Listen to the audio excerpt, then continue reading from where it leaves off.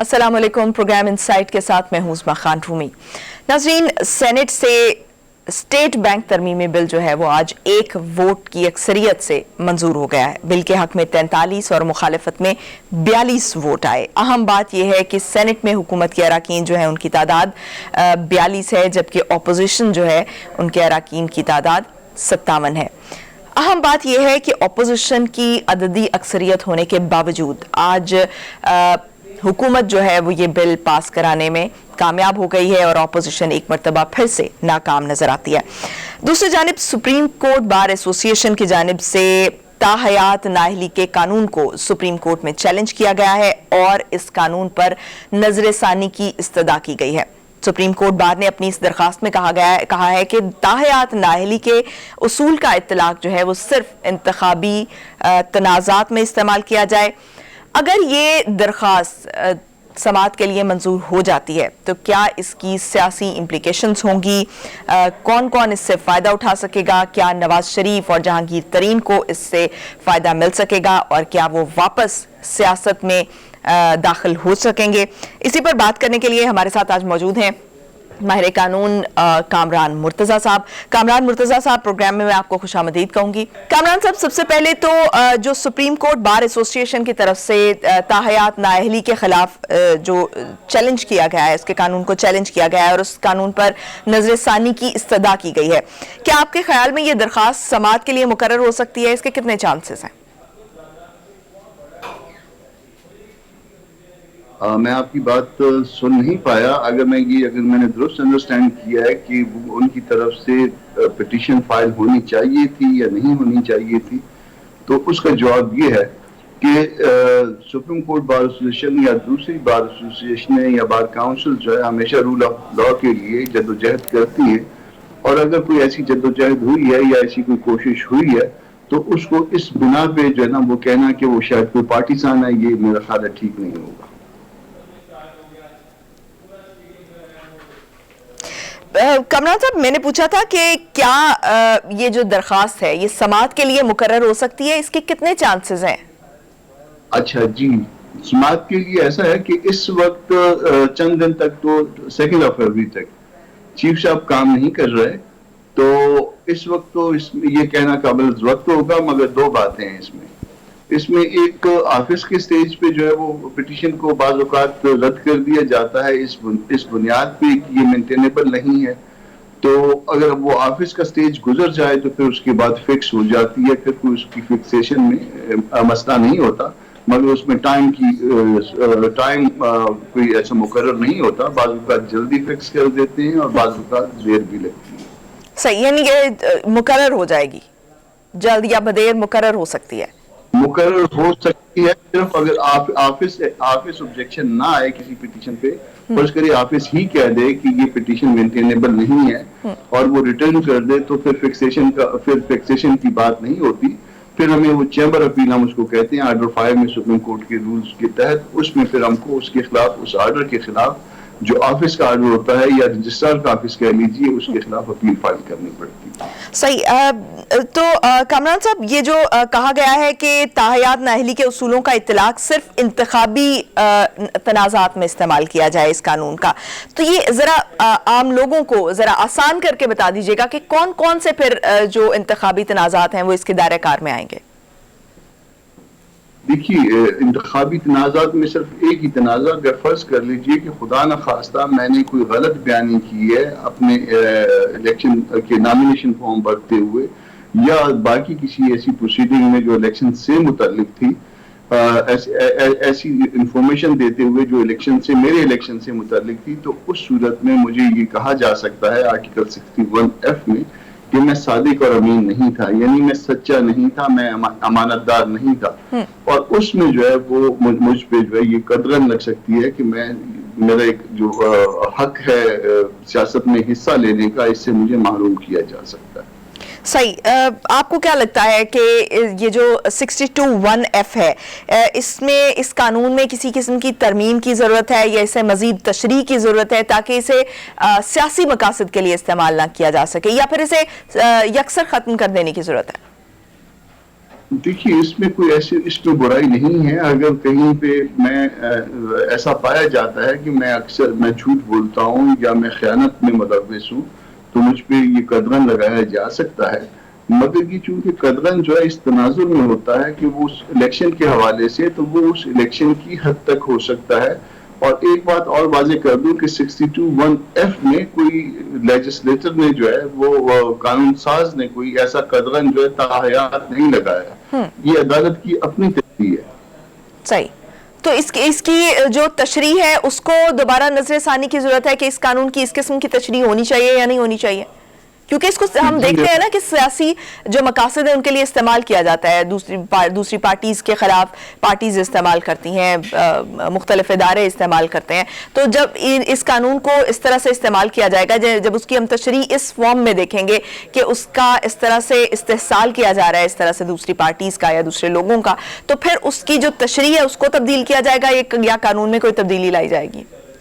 دیکھیے ہوگا کیا یہ تو میں نہیں کہہ سکتا کیونکہ وہ عدالت کا استحقاق ہے، مگر اس میں تبدیلی لائی جانی چاہیے کیونکہ آرٹیکل 17 جو ہے وہ بنیادی حق ہے. وہ آپ کو سیاسی آزادی کا سیاسی معاملات کی آزادی دیتا ہے. تو سیاسی معاملات میں صرف جو ہے نا وہ اپنا ووٹ دینا یا کوئی تنظیم سازی کرنا صرف یہی حق نہیں ہے، بلکہ ووٹ لینا بھی اسی میں اس کی ایک لمب ہے. تو اس کو آپ یہ زندگی بھر میں اس میں ووٹ دے سکتا ہوں مگر میں ووٹ نہیں لے سکتا، یہ ایک تضاد ہے. اس میں اس کی عدالت کے پاس اس لیے گئے ہیں کہ اس کی تشریح ہو کہ یہ کیسی سیاسی آزادی ہے یا یہ کیسا سیاسی حق ہے جس کی ایک لمب تو میں استعمال کر سکتا ہوں مگر دوسری لمب جو میرے حق میں ہو سکتی ہے اس پہ ایک قدغن لگا دی گئی ہے اور وہ بھی عمر بھر کے لیے.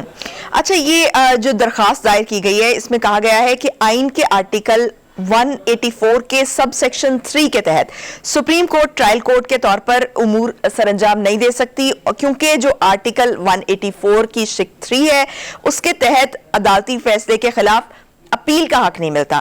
تو عدالتی فیصلے کے خلاف اپیل کا حق نہ ملنا جو ہے وہ انصاف کے اصولوں کے منافی ہے. تو آپ کیا سمجھتے ہیں کہ یہ جو آرٹیکل ہے یہ ختم کیا جانا چاہیے یا اپیل کا حق بیچ میں دے دینا چاہیے؟ کرنا کیا چاہیے؟ کتنا سٹرونگ کیس آپ دیکھ رہے ہیں یہ؟ دیکھیے یہ ایک ایکسٹرا آرڈنری آرٹیکل ہے جو اوریجنل سائٹ پہ سپریم کورٹ کو یہ اپنے اختیارات استعمال کرنے کا حق دیتا ہے، مگر جہاں پہ کوئی پبلک انٹرسٹ میں بات ہو یا کوئی بنیادی حقوق کا مسئلہ ہو تو اس میں اگر اس آرٹیکل کا استعمال کیا جائے تو اس میں اپیل کا حق نہیں ہوتا، بلکہ اس میں زیادہ سے زیادہ ہم ریویو کا حق استعمال کر سکتے ہیں اور وہ بڑا لمیٹڈ ہوا کرتا ہے. تو اس لیے یہ کہا جاتا ہے کہ بھلے یہ جو ہے وہ آرٹیکل 184(3) جو ہے وہ قائم رہے، یہ حق ہونا چاہیے. بعض جگہ اس کے استعمال کی ضرورت یقیناً ہوتی ہے، مگر اس کے ساتھ ساتھ سپریم کورٹ کو ہی اس سے بڑے بینچ میں دوسرے بینچ میں یہ حق دے دیا جائے یا لیٹیگنٹ کو یہ حق دے دیا جائے کہ وہ اگر مناسب سمجھے یا ایگریڈ ہو تو اس اپیل کے حق کو بھی استعمال کر سکے. تو میرا خیال ہے دوسری بات زیادہ مناسب ہے. اچھا، کسی بھی قانون کے سیاسی استعمال کو روکنے کے لیے کیا میسر کیے جانے چاہیے؟ کیا کچھ ایسے قوانین بنانے چاہیے کہ جس سے جو ہے وہ اس کا جو سیاسی استعمال ہے، سیاسی مفادات کے لیے استعمال ہے، اس کو روکا جا سکے؟ یا پھر قانون کی جو تشریح ہے وہ کرتے ہوئے جو قانون دان ہیں، جو ججز ہیں، جو فیصلے کرنے والے ہیں، وہ ان خاص پہلوؤں کو مد نظر رکھیں، کچھ خاص دائرہ کار وضع کیے جائیں جن کے تحت جو ہے وہ فیصلہ کیا جائے، اور تاکہ جو ہے وہ یہ سیاسی پارٹیز کا یا سیاسی لوگوں کا استحصال نہ ہو سکے؟ دیکھیے بعض یہاں قوانین جو ہے وہ اتنے غیر مناسب بھی نہیں ہے، مگر بعض جگہ پہ جو ہے نا وہ بعض ججوں کے حوالے سے ایسی باتیں سامنے آئی ہیں، جیسے جسٹس منیر صاحب کو کہہ دیجیے، ان کے حوالے سے اس کی بات ماضی قریب کی بات بھی جو ہے نا. تو میرا خیال ہے کہ ججز کو اپنے ادارے کی اور اپنی عزت کے لیے جو ہے نا وہ ایسے فیصلے کرنے چاہیے جس میں جو ہے وہ سیاست کے اندر وہ انٹر نہ ہو یا فریق نہ بنے، اور اگر وہ ایسا کریں گے تو یقیناً ایک ادارے کی حوالے سے وہ عزت میں مزید اضافہ ہوگا. سر یہ تو وہ پھر ضمیر کے تحت فیصلہ کرنے والی بات آ گئی. تو کیا آپ نہیں سمجھتے کہ کچھ ایسا دائرہ کار ہونا چاہیے کہ جس کے تحت ججز بھی وہ فیصلے کرنے کے پابند ہوں؟ یقیناً ایسا دائرہ کار ہونا چاہیے، مگر یہ کچھ عرصے سے بلکہ کافی اس میں لمبا عرصہ ہو گیا، اب اس کو کچھ عرصہ بھی نہیں کہا جا سکتا، مگر اس میں مختلف اداروں میں مختلف تعیناتیاں جو ہے وہ ایک مخصوص ذہن کے تحت، مخصوص ذہن رکھنے والے یا ان ذہنوں کو جن کو کنٹرول کیا جا سکتا ہے کی جاتی ہیں، اور یہ بہت تکلیف دہ ہمارا ہے۔ اس بات کو جو ہے نا اس میں ہم پاکستان کی خدمت نہیں کر رہے، بلکہ پاکستان کو ہم نقصان دے رہے ہیں، اور جب تک آپ سوچ کی آزادی نہیں دیں گے، مخصوص ذہن کے لوگ جو ہے وہ ہر جگہ پہ موجود نہیں ہوں گے یا ہم نرسریاں نہیں لگائیں تو اس وقت تک جو ہے نا وہ معاملات سیدھے نہیں ہونے کے۔ صحیح، تو کامران صاحب اگر یہ درخواست جو ہے وہ سماعت کے لیے مقرر ہو جاتی ہے تو کیا آپ سمجھتے ہیں کہ نواز شریف کو اور جہانگیر ترین کو ان کیسز سے کوئی فائدہ ہو سکتا ہے؟ جی بالکل، صرف نواز شریف کو اور جہانگیر ترین کو نہیں بلکہ اور بہت سے لوگ ہیں جن کو میں سمجھتا ہوں کہ ان کو تاحیات جو ہے نا سیاسی عمل سے محروم کیا گیا ہے، ان کو بھی اس کا فائدہ پہنچے گا۔ اور اس کے ساتھ ایک اور کانسیپٹ بھی ہے توبہ کا۔ فرض کر لیجئے کہ اگر کسی نے کوئی غلط بات کی بھی تھی یا کوئی غلطی اس سے ہوئی بھی تھی اور اس کے بعد وہ اس سے رجوع کر لیتا ہے، اس سے توبہ کر لیتا ہے، تو بھی جو ہے نا اس کو اس عمل میں وہ اسی طرح پاک ہو جاتا ہے، اس کو اس عمل میں حصہ لینے کی آزادی ہونی چاہیے۔ صحیح، تو کیا آپ کو نہیں لگتا کہ اگر یہ ریورس ہو جاتا ہے، مطلب نواز شریف کی نااہلی ختم ہو جاتی ہے، جہانگیر ترین کی نااہلی ختم ہو جاتی ہے اور دیگر ایسے لوگوں کی جن کو سیاسی عمل سے دور رکھا گیا ہے ان کی نااہلی ختم ہوتی ہے، تو پھر یہ عدلیہ کے جو پاسٹ فیصلے ہیں جو کچھ سال پہلے کیے گئے ان پر سوالیہ نشان کھڑا ہو جائے گا بہت بڑا؟ اس میں آپ کو اس کو اس اینگل سے دیکھ بھی سکتی ہیں اور اس کو ایک اور اینگل سے بھی دیکھا جا سکتا ہے۔ جی، یہ جو قانون ہوتا ہے یہ ٹھہرے ہوئے پانی کی طرح نہیں ہوتا، اگر پانی ٹھہر جائے تو اس سے بو پیدا ہو جاتی ہے، چلتے پانی سے کبھی بو پیدا نہیں ہوتی۔ تو عدلیہ اکثر اپنے فیصلوں سے جس میں سمجھے کہ بہتری آ سکتی ہے اس سے رجوع کرتی ہے، اور اس فیصلے سے بھی میرا خیال ہے کہ رجوع اگر کر لیا جائے تو اس کا فائدہ ہوگا۔ تو کیا آپ نہیں سمجھتے کہ اس سے کوئی نقصان بھی ہوگا؟ عدلیہ پہ کچھ سوالات اٹھیں گے؟ اس سے عدلیہ پہ سوالات نہیں اٹھیں گے، ہو سکتا ہے کہ کسی عدلیہ کے فیصلوں پہ آلریڈی سوال اٹھ رہے ہیں اسی پہ سوال اٹھے، مگر وہ سوال جو ہے نا چونکہ ریڈریسل ہو گیا ہوگا تو وہ سوالات جو ہے معدوم ہو جائیں گے۔ صحیح، بہت شکریہ کامران مرتضیٰ صاحب ہمارے ساتھ موجود تھے۔ ناظرین وقت ہوا ایک بریک کا، بریک سے واپس آئیں گے اور پھر اگلے ٹاپک پر بات کریں گے۔ اسٹے ود اس۔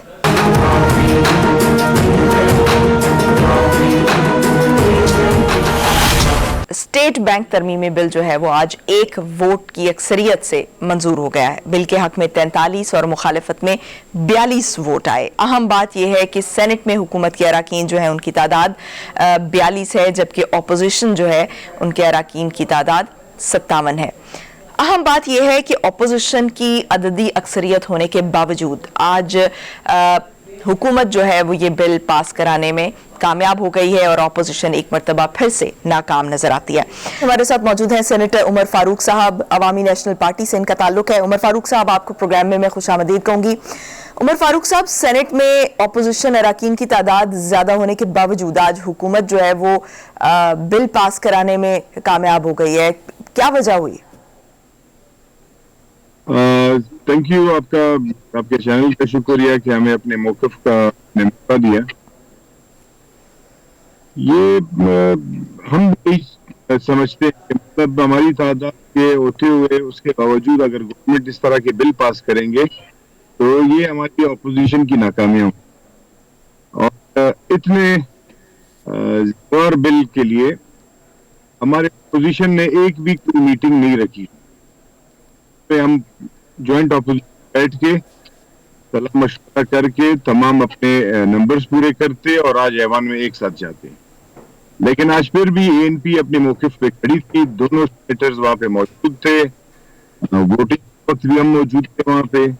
جب ان کو اس کی برتری حاصل ہوئی تو میں وہاں سے چلا گیا۔ لیکن عمر صاحب، بل کی منظوری کے وقت آپ سینٹ میں موجود نہیں تھے، اس کی کیا وجہ تھی؟ آپ کیوں گئے؟ نہیں، میں تو بالکل وہاں موجود تھا باقاعدہ۔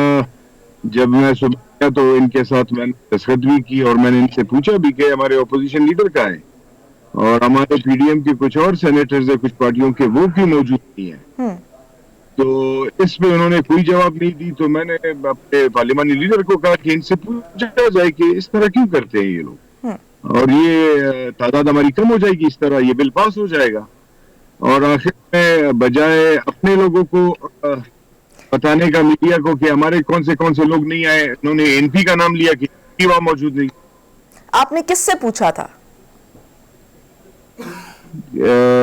سوری, کس چیز کا؟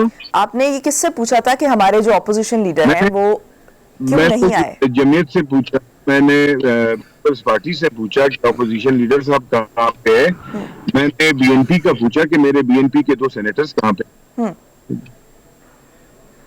تو ان کی طرف سے کیا جواب آیا کہ کیوں وہ وہاں پر موجود نہیں تھے؟ تو یہ جواب تو انہوں نے نہیں دیا میڈم. آپ خود سوچے, اگر ہمیں وہاں پہ جانا نہیں تھا یا ہم نے اس بل کو سپورٹ کرنا تھا تو سب سے بہترین حل یہ ہوگا کہ باقیوں کی طرح ہم بھی کورونا کا کوئی ایک میسج جاری کر دیتے کہ ہم کورونا میں مبتلا ہو چکے ہیں. تو ہمارے لیے تو بہت آسان کام تھا وہ, لیکن ہم نے جا کے اس بل کی مخالفت ہم کی اور اس کے بعد ہم نکل آئے. تو آج یہ ہمیں بتا رہے ہیں کہ ہماری وجہ سے آ گئے.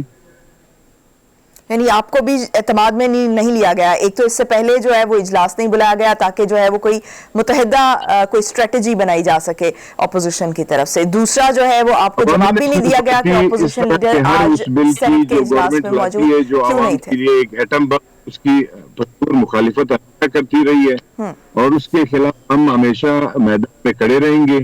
رہ گئی بات اپنی جوائنٹ اپوزیشن کی, اگر ان کو اس طرح کے کچھ بلز کو کاؤنٹر کرنا تو ان کو چاہیے تھا کہ اس کے لیے ایک جوائنٹ سیٹنگ ہوتی, بیٹھتے اپنے سینیٹر کو ویریفائی کرتے اور نمبرز پورے. تو کیا آپ سمجھتے ہیں کہ جو اپوزیشن ہے وہ متحدہ طور پر کوئی بل کے خلاف واقعتاً کوئی اسٹریٹجی لانے والی تھی یا اس کے خلاف جو ہے وہ کھڑی ہونے والی تھی تاکہ یہ بل پاس نہ ہو سکے؟ یا آپ کو لگتا ہے کہ اپوزیشن نے اپنی جو ہے وہ فیس سیونگ کی ہے اور جو ہے وہ سائڈ پہ ہو گئی ہے اور آرام سے تاکہ جو حکومت ہے وہ اپنا بل پاس کرا سکے؟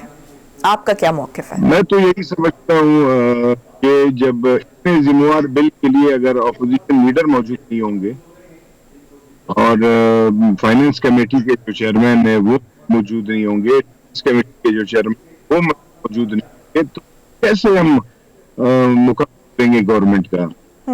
تو اس طرح کے ذمہ دار چیزوں کے لیے تو ایک فورم ہوتا ہے. جیسے ہم جوائنٹ سیشن میں جا رہے تھے, ہم 2-4 میٹنگ اور ہم سب وہاں پہ موجود تھے. اور رہ گئی بات این پی کی, وہاں کی موجودگی, وہ آن دی فلور آپ دیکھ سکتے ہیں کہ ہم موجود تھے, کاؤنٹنگ میں بھی ہم موجود تھے. ووٹ چیئرمین نے اپنا ووٹ ان کو دے دیا تو گیم ختم ہو گیا. تو جب گیم ختم ہوا تو ہمیں وہاں رکنے کی کیا ضرورت ہے؟ میں تو یہ ان سے پوچھتا ہوں کہ آپ یہ بتائیں ہمیں کہ یہ آپ کے باقی سینیٹ کہاں تھے؟ صحیح. اچھا, لیکن عمر فاروق صاحب, یہ تمام جو اپوزیشن کا رویہ ہم دیکھ رہے ہیں, عوام اس سے مایوس ہو رہی ہے. عوام حکومت سے تو مایوس ہے ہی, وہ کارکردگی کی وجہ سے کہ حکومت ان کے لیے کچھ نہیں کری, لیکن اپوزیشن کا بھی ایک رول ہے جس کی وجہ سے ان کو جو ہے وہ ووٹ دیا گیا تھا عوام کی طرف سے تاکہ وہ اسمبلی میں جا کے, سینٹ میں جا کے نمائندگی کر سکیں اپنے لوگوں کی. تو آپ کو نہیں لگتا کہ لوگوں کا اعتماد جو ہے وہ اپوزیشن سے بھی اٹھتا چلا جا رہا ہے؟ اور آپ کس طرح سے پھر جب دوبارہ اگلے الیکشنز کے لیے اپنے حلقوں میں جائیں گے تو کس طرح سے آپ عوام کو فیس کریں گے؟ میں تو ابھی بھی اپوزیشن کو یہی مشورہ دوں گا کہ اس کے معاملات سے نکل کے ایک جوائنٹ اپوزیشن بیٹھ کے مقابلہ کریں. اگر ہماری ٹارگیٹ نیکسٹ گورنمنٹ ہے کہ گورنمنٹ میں پارٹیاں تو یہی سوچتی ہیں, چھوٹی پارٹیوں کو وزیر اعظم بننے کا کوئی شوق نہیں ہے, جن کو وزیر اعظم بننے کا شوق ہے تو اگر وہ اس طرح کے کریں گے تو عوام تو مایوس ہوگی, لازماً مایوس ہوگی. اور عوام کے اس وقت گورنمنٹ پہ کوئی بھروسہ نہیں رہا, بھروسہ صرف اپوزیشن پہ ہے کہ وہ آخر کر سکیں گے. تو یہ بھروسہ بھی ہم آج سے دے بیٹھیں گے جو ہمارے ملک کے لیے بھی صحیح نہیں ہے اور ہمارے عوام کے لیے بھی. تو اس کے لیے آپ نے کوئی اسٹریٹجی بنائی ہے کہ عوام کو نیکسٹ ٹائم جو ہے وہ آپ کیسے اپنا کیا دکھائیں گے عوام کو, کیا ریپریزنٹ کریں گے, کیا پریزنٹ کریں گے ان کو کہ جو ہے وہ آپ کو ووٹ دیں, اگلا ووٹ بھی آپ کو دیں؟ میں تو یہ کہتا ہوں کہ میں عوام تو اس وقت خودکشیوں پہ اتر آئی ہیں کہ لوگ خودکشیاں کر رہے ہیں, اپنے بچے بیچ رہے ہیں. تو سب سے پہلا ٹارگیٹ عوامی نسل का तो हमेशा रहा है ये कि हम लोगों को रिलीफ दें, उनकी बुनियादी चीजें हैं उनको उनमें रिलीफ दें। उसके बाद अगर हमने मुल्क में ऐसे जो कानून है अगर उनको बदलना चाहे जिससे हमारे मुल्क को नुकसान हो रहा है, वो पॉलिसीज जो इस कहीं और से की जा रही है, कोशिश कर पॉलिसीज हम पार्लियामान में ले आए और जमहूरी लोगों के हाथ में दे दे, जिससे हमें हमारे मुल्क को फायदा होगा, हमारे ट्रेड को फायदा होगा, जिसमें हमारे बाकी मुल्कों के साथ जो ताल्लुकात हैं वो मैच्योर हो जाए और मुल्क एक सही राह पे चले। तो ये सारी चीजें ऐसी है, लेकिन फिल फॉर जो इस मुल्क में इस वक्त हालात है गरीबों के हवाले से या हमारे आम लोगों के हवाले से, उनके लिए तो रोटी कपड़ा मकान का बहुत बड़ा मसला है। तो हमें चाहिए कि अपोजिशन भी इस चीज को मद्देनजर रखकर आपस में बैठ जाए और इसके हवाले से एक लाएअमल तैयार करे और इस तरह के बिल्स में अपनी कोताहियां किसी और के ऊपर न डाले, बजाय किसी और को निशानदेही करने से अपने लोगों को पूरा किया जाए। सही। अच्छा, इसमें ये एक जो बिल आज पास किया गया है, ये जो तरमीमी बिल है जो कि सेनेट बैंक तरमीमी बिल कहा जा रहा है जिसको, इसमें जो लोग रिटायर हो चुके हैं या अपनी मुद्दत मुलाजमत पूरी कर चुके हैं, उनको जो एहतसाब के निगरान इदारे हैं, कौमी एहतसाब ब्यूरो है या फिर जो वफाकी तहकीकाती एजेंसी है, इससे जो इनको इस्तिस्ना हासिल था वो ख़त्म कर दिया गया है। इस एक्ट को कैसे देखते हैं आप? हम तो यही कहते हैं कि मैडम इसमें बहुत सारे ऐसे शिक थे जिसको हमें डिस्कस करना चाहिए था, जिसमें अपोजिशन बैठ के बहुत अच्छे हमारे पास सेनेटर्स हैं, रजा रब्बानी साहब जैसे, फारूक नाइक साहब जैसे, तो ये एक ब्रीफ होती है हमारे सेनेटर्स के लिए कि इसमें क्या क्या चीजें हैं और किस किस चीज के खिलाफ क्या क्या हो सकता है। लेकिन मुझे तो अफसोस यही है कि मतलब एक महीने से हम इस्लामाबाद में बैठे, डेली हम सेशन अटेंड कर रहे हैं इसी बिल के वजह से कि ये बिल आ जाएगा, कल आएगा, लेकिन एक महीने में ऑपोजिशन ने कोई मीटिंग आपस में पार्टियों की नहीं कराई और आपस में नहीं बैठे, जॉइंट ऑपोजिशन इन्होंने नहीं बैठाई कि जॉइंट ऑपोजिशन बैठ के इन चीजों को स्टडी करते, एक दूसरे को बता देते और इसको डिफेंड करते। सही। क्या वजह है कि पॉइंट वाइज डिस्कशन होने के बजाय जो सेनेट का इजलास होता है या कौमी असेंबली का इजलास होता है, जब उसमें बिल पेश किया जाता है तो उसमें पॉइंट वाइज डिस्कशन होने के बजाय होता ही है कि ऑपोजिशन जो है वो वॉकआउट करती है, एहतजाज करती है, शोर शराबा हम देखते हैं। क्या इससे ये तासुर जो है कि हुकूमत को, या तो ऑपोजिशन दो तासुर निकलते हैं इससे जो आवाम तक पहुंचते हैं, एक तो ये कि हुकूमत को सपोर्ट किया जा रहा है, दूसरा हुकूमत को नाकाम करने की कोशिश की जा रही है ऑपोजिशन की बजाय, ऑपोजिशन की जानिब से। तो ऑपोजिशन का काम तो होता है ताकि हुकूमत को चलाने में मदद दे सके, हुकूमत का साथ दे, हुकूमत का साथ इस तरह दे कि उनके काम करने जो वो काम कर रहे हैं उन पर तनकीद की जाए उनको, ताकि वो तनकीद करें और वो अपनी बेहतरी ला सकें। तो क्या ऑपोजिशन या तो हुकूमत को सपोर्ट कर रही है या फिर जो है वो हुकूमत को काम करने नहीं देना चाह रही? आप क्या समझते हैं? असल में बात जहाँ तक हुकूमत की है तो हुकूमत में मुझे ऐसे कोई काबिल शख्स नजर नहीं आ रहा जो इस मुल्क के लिए या किसी इदारे को ठीक कर सके।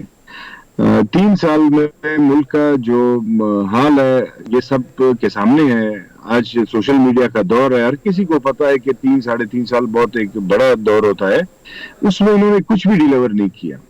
और उसके अलावा जो हमारे बड़े पोस्ट हैं जैसे एमडी या डायरेक्टर के इस्लामाबाद में, वो इन्होंने किए ब्रिगेडियर्स अगर रिटायर्ड जनरल्स के हवाले से। तो मुझे ये नहीं लगता कि जब तक गवर्नमेंट एक मजबूत गवर्नमेंट नहीं होगी, एक काबिल लोग ना होंगे और उनमें ये स्पिरिट हो कि अपने आवाम के लिए कुछ करना हो, इनकी स्पिरिट सिर्फ बातों तक थी, कंटेनर्स तक थी। यही बात तो हम कर रहे हैं ना कि ऑपोजिशन भी तो सेम ही कर रही है। अगरचे हुकूमत रिस्पॉन्सिबल होती है लेकिन ऑपोजिशन जो है हुकूमत से काम करवाती है। ऑपोजिशन बिल्कुल हुकूमत से काम कराती है, लेकिन ये ऐसी एक हुकूमत है कि इसके बारे में कहना एक क्या कौन से लफ्ज इस्तेमाल किए जाए कि मतलब हम जितनी भी कोशिश करते हैं वो नाकाम हो जाती है हमारी किसी न किसी हवाले से। जैसे कि आज हम जिस टॉपिक पे बात कर रहे हैं कि इतना एक मैच्योर बिल है, इसके लिए अगर ऑपोजिशन एक मीटिंग नहीं कर सकती तो how can we go through these all things. हम तो गवर्नमेंट से फिर इस तरह काम नहीं करवा सकते अगर यही रवैया रहा ऑपोजिशन का एक दूसरे के साथ। लेकिन फिर तो आप काम करवाने में हमेशा ही नाकाम नजर आएंगे। मतलब आप अपनी ड्यूटी जब नहीं कर रहे, एक ऑपोजिशन जो है वो इस तरह से वॉकआउट कर रही है, एहतजाज कर रही है, बजाय इसके कि बिलों पर बात की जाए, हमेशा हर बिल को तनकीद का निशाना बनाना, उस पर सियासी पॉइंट स्कोरिंग करना, तो ये मसले के हल तो नहीं है। ये हमारे मसले, हमारे अवाम के मसले तो इससे हल नहीं होंगे। तो ऑपोजिशन का भी एक रोल है। मैं यही बात कर रही हूँ कि ऑपोजिशन का अपना एक रोल है जिसके लिए वो जवाबदेह है अवाम को। करवाना है, उस पे बात करना है, और जो लोग गलत करते हैं उसके खिलाफ बात करते हैं। बाकी ये काम कराना या उस पे अमल करना ये तो गवर्नमेंट का काम है। हम जितना भी इनको कहें, हम निशानदेही करवाते हैं, लेकिन ये नहीं करते। ये हमारे हाथ में थोड़ी है, हमारे हाथ में निशानदेही है। जो काम गलत करते हैं वो हम पॉइंट आउट करते हैं, उस पे हम सेनेट में बात करते हैं, कौमी असेंबली में हमारे मेंबर्स बात करते हैं। लेकिन अमल की जहां तक जरूरत है वो तो गवर्नमेंट की है, तो गवर्नमेंट उस पे अमल नहीं करती। सही, गवर्नमेंट की जिम्मेदारी बनती है और गवर्नमेंट जो है वो उस पर अमल करने में नाकाम नजर आती है। बहुत शुक्रिया। सेनेटर उमर फारूक साहब हमारे साथ मौजूद थे। नाज़रीन, वक्त हुआ एक ब्रेक का, ब्रेक से वापस आते हैं और फिर अगले टॉपिक पर बात करते हैं। सही, हुकूमत अपनी जिम्मेदारियां जो है वो पूरी करने में नाकाम नजर आ रही है। बहुत शुक्रिया, सेनेटर उमर फारूक साहब हमारे साथ मौजूद थे। नाज़रीन, वक्त हुआ एक ब्रेक का, ब्रेक से वापस आएंगे और फिर अगले टॉपिक पर बात करेंगे। हमारे साथ रहिएगा।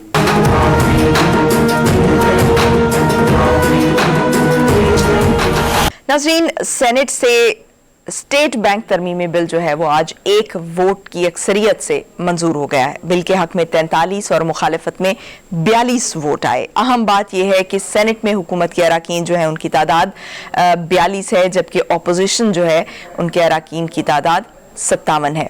नाज़रीन, हमारे साथ इस वक्त मौजूद हैं डॉक्टर मोहम्मद हुमायूं साहब, जिनका ताल्लुक पाकिस्तान तहरीक इंसाफ से है, हुकूमती पार्टी है। डॉक्टर साहब, आपको प्रोग्राम में मैं खुशामदीद कहूँगी।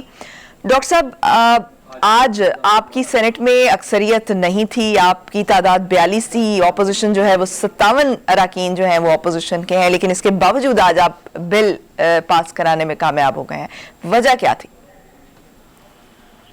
देखिए, सबसे पहले तो thank you very much for taking me इस प्रोग्राम के लिए।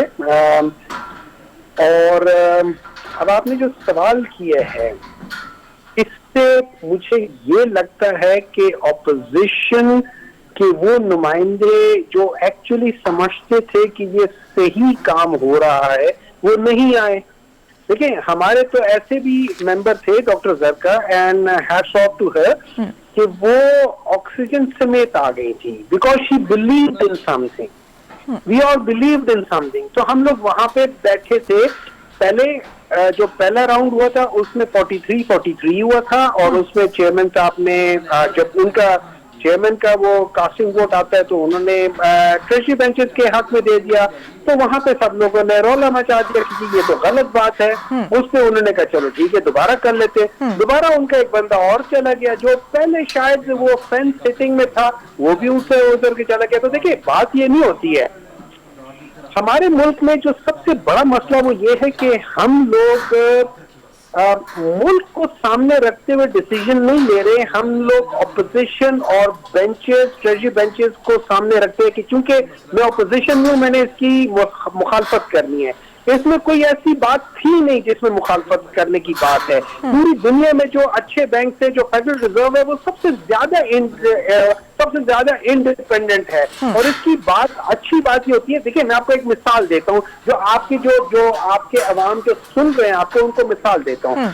एक आदमी है, वो अपना मुंशी रख लेता है, उस मुंशी को कहता है यार मुझे 100 रुपए दो, वो मुंशी 100 रुपए दे देता है। फिर वो उसमें उल्टी सीधे काम करना होता है, वो कहता है यार 500 रुपए और दे दो, मुंशी 500 और देता है। फिर कहता है ये कर लो, फिर कहता है, तो एंड में पैसे खत्म हो जाते हैं। अब अगर आप उस मुंशी को इंडिपेंडेंट कर दे कि ये आदमी जब सही चीज के लिए पैसा मांगे तो वो इसको दे दे, जब फजूल खर्ची के लिए या गलत काम के लिए पैसा मांगे तो वो इसको पैसे ना दे, वो इसको बताए कि यार देखो ये तुम्हारी तनख्वाह है और तुम अपनी तनख्वाह से ज्यादा खर्च रहे हो, तो मैं तुम्हें नहीं दे सकता और पैसे। جو इससे पहले हो रहा था वो यही हो रहा था कि जब दिल चाहा तो पैसे ले लिए, जब दिल चाहा तो पैसे ले लिए, तो उससे ये हुआ कि आपके अपने अकाउंट में इतने पैसे कम हो गए थे कि मुल्क दिवालिया की तरफ जा रहा था। अब मुल्क जो है ना, जो आपका बैंक है वो इंडिपेंडेंट ऑफ जो पॉलिटिकल गवर्नमेंट है, अब जो बैंक है वो स्टेट के अंदर आ गया है। वो जो पॉलिटिकल गवर्नमेंट है वो उनके लिए काम नहीं करेगा, वो स्टेट के लिए काम करेगा, स्टेट के तहफ़्फ़ुज़ के लिए काम करेगा, उसको बचाएगा, ना कि पॉलिटिकल गवर्नमेंट की जो साख्त होती है उसको बचाने के लिए सारे पैसे लुटा दे। Do you understand what I'm saying? लेकिन दूसरी तरफ जो IMF है उसकी तरफ से जो लगाई गई शराइत हैं उनमें से भी एक शर्त ये है, तो क्या आप ऑपोजिशन को ट्रूली आप ये बावर कराने में कामयाब नहीं हो पाए कि जिसकी वजह से ऑपोजिशन अभी तक आपसे मुखालिफत करती है, या ये मुखालिफत बराए मुखालिफत है? नहीं जी, ये मुखालफत बराए मुखालफत इसलिए नहीं है, ये लोग मुखालफत इसलिए कर रहे, इनको पता है कि अगर खुदा न खास्ता नेक्स्ट टाइम ये लोग आ गए तो इनके हाथ से पैसे गए। एक बात। नंबर 2, देखिए अब एक याद रखे, IMF जो है ना वो एक बुरी चीज नहीं है, पूरी दुनिया IMF के साथ जाती है। IMF बेसिकली एक ऐसा इदारा है कि जब आप मुश्किल में होते हैं, जैसे लेट्स से मैं मुश्किल में हूं, कोविड के दरमियान में मैं मुश्किल में था, मुझे लोन चाहिए था लोगों की तनख्वाहें देने के लिए, मैंने बैंक को अप्लाई किया, बैंक ने मुझे 5% के ऊपर लोन दे दिया, 1 साल या 1.5 साल के लिए उन्होंने लोन दे दिया, 6 महीने का पीरियड दिया कि इसमें कोई तुम्हारे ऊपर नहीं आएगा, उसके बाद से तुम लोन रिटर्न वापस करना शुरू कर दो। मैं उसके बाद से काम शुरू हो गया, उसके बाद से मैं लोन रिटर्न वापस करना शुरू कर दिया, तो दैट इज परफेक्टली फाइन। लेकिन IMF आपको कहता है कि यार देखो, आप लोगों की इनकम 4.5-5 खरब रुपए है, भाई आप खर्चे कर रहे हो 8-10 खरब रुपए के, तो कुछ अपनी अक्ल इस्तेमाल करो। IMF आपको गलत नहीं बता रहा, IMF आपको सही बात बता रहा है। अगर आप उसको IMF का नाम देके उसकी सही बात को भी गलत करते हो तो तभी डॉक्टर साहब, लेकिन एक आम आदमी आप देखें कि जब से IMF की शराइत पर अमल दरामद शुरू हुआ है, महंगाई की सूरत हाल हम सबके सामने है, और जो आम आदमी है उसके लिए कमाना, उसके लिए रोटी 2 वक्त की पूरी करना जो है वो मुश्किल हो गया है। तो आम आदमी को आप कैसे समझाएंगे कि IMF की जो ये शराइत है वो दुरुस्त थी, वो हमारे मुल्क के मफाद में थी, क्योंकि आम आदमी नहीं आपको वोट देना है। ठीक है, मैं आपके तवज्जुह से आम आदमी से मुखातिब होने लगा। ठीक है, अब ये जो पाकिस्तान की अवाम है, ये याद रखें, ये तकरीबन 22 करोड़ से 23 करोड़ है। ठीक है जी। 2018 तक सिर्फ 7 लाख लोग टैक्स देते थे, मालदार तरीन तबका 7 लाख टैक्स देता था। उसूलन 2 से 2.5 करोड़ लोगों को टैक्स देना चाहिए। ठीक है, उसमें से सिर्फ 7 लाख था। अभी पिछले 3 सालों में ट्रेस एंड पकड़ने से 7 लाख को 30 लाख पे कर दिया है। अब ये 30 लाख लोग जो है ना, ये 4.5 खरब रुपए टैक्स दे रहे हैं। अभी भी 1.70 करोड़ कम अज कम लोग जो हैं, जो कि इस जो साहिब हैसियत है वो टैक्स नहीं दे रहा। ठीक है, अब 4.5 खरब को जब मैं 30 लाख में डिवाइड करता हूं, ये तकरीबन हर एक के ऊपर 15 लाख रुपए सालाना टैक्स बनता है।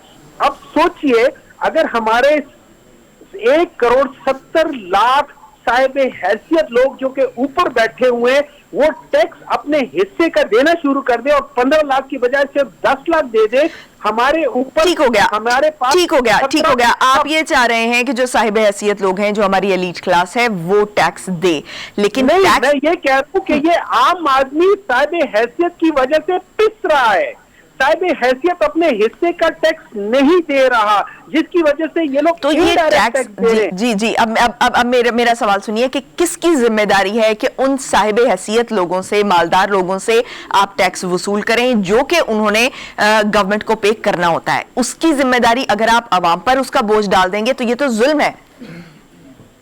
देखिए, मैं अवाम पे बोझ नहीं डाल रहा, जो अब आप एक याद जवाब रखें, तो यही दिया जाता है ना कि एक नहीं, एलीट नहीं, क्लास नहीं, है नहीं, जो कि नहीं, आपको टैक्स नहीं दे रही, और टैक्स ना देने की वजह से, क्योंकि आम आदमी तो जो चीज खरीद रहा है उस पर भी टैक्स दे रहा है, जो जितना कमा रहा है वो उस पर भी टैक्स दे रहा है, अगर उस पर टैक्स आयद होता है तो। एक माचिस खरीदनी है, एक पेंसिल खरीदनी है, एक जो सुई खरीदनी है, उस पर भी आम आदमी टैक्स दे रहा है। तो आम आदमी तो टैक्स दे रहा है, तो उस पर इसका बोझ क्यों डाला जा रहा है, उस पर मजीद टैक्सेस क्यों लगाए जा रहे हैं?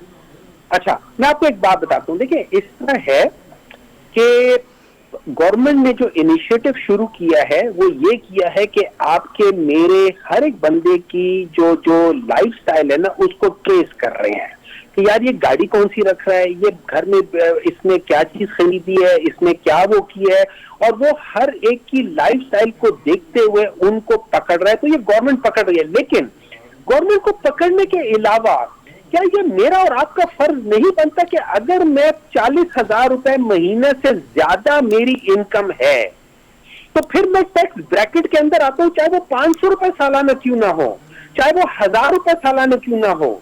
सही। डॉक्टर मोहम्मद हुमायूं साहब हमारे साथ मौजूद थे, जिनका कहना था कि कलेक्टिव एफर्ट्स की जरूरत है। बहुत शुक्रिया डॉक्टर साहब। प्रोग्राम का वक्त खत्म हुआ चाहता है, मुझे दीजिए इजाजत। पाकिस्तान की हमेशा पाइंदगी की दुआ के साथ, अल्लाह हाफिज़ नासिर।